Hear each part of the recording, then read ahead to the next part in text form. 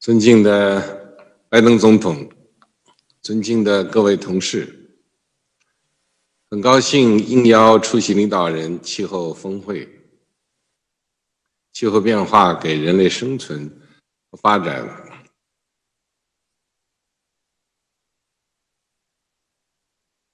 人与自然 needs to come together to foster a community of life for man and nature. First, we must be committed to harmony between man and nature. All things that grow live in harmony and benefit from the nourishment of nature.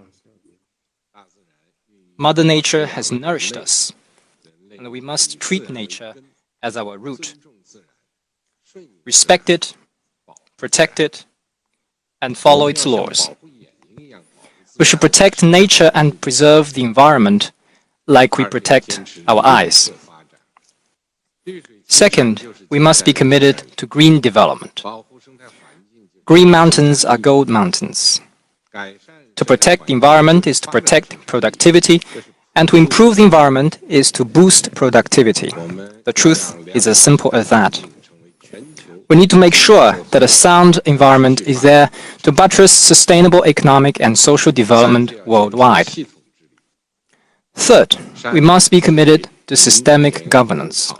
Mountains, rivers, forests, as well as farmlands, lakes, grasslands, and deserts all make indivisible parts of the ecosystem. We need to properly balance all elements and aspects of nature and maintain overall balance in the ecosystem. Fourth, we must be committed to a people-centered approach. The environment concerns the well-being of people in all countries.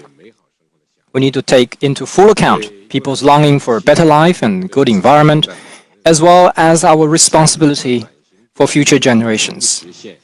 We need to deliver social equity and justice in the cause of green transition and increase people's sense of benefit, happiness, and security. Fifth, we must be committed to multilateralism. We need to work on the basis of international law, follow the principle of equity and justice, and focus on effective actions. We need to uphold the UN-centered international system, comply with the UN Framework Convention on Climate Change and its Paris Agreement, and strive to deliver the 2030 Agenda for Sustainable Development.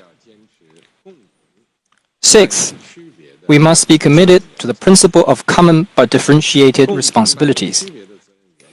The principle of common but differentiated responsibilities is the cornerstone of global climate governance. We need to give full recognition to developing countries' contribution to climate action and accommodate their particular difficulties and concerns.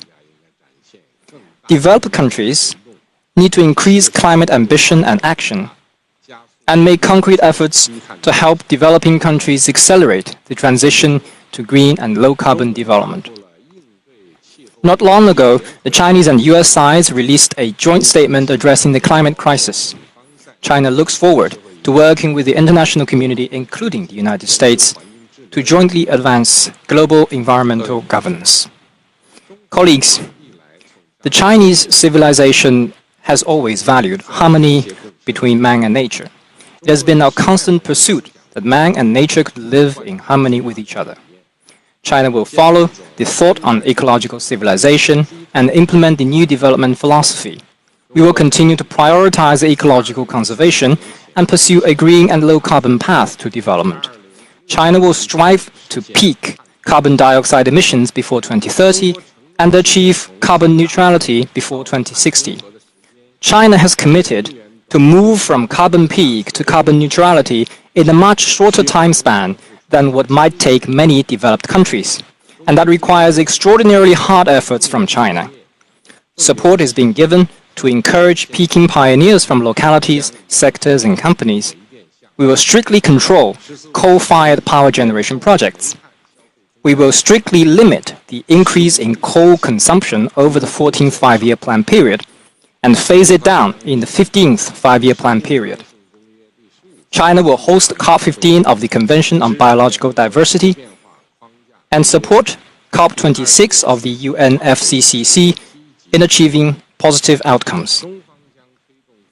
China will promote joint efforts to build a green Belt and Road to benefit the people of all countries.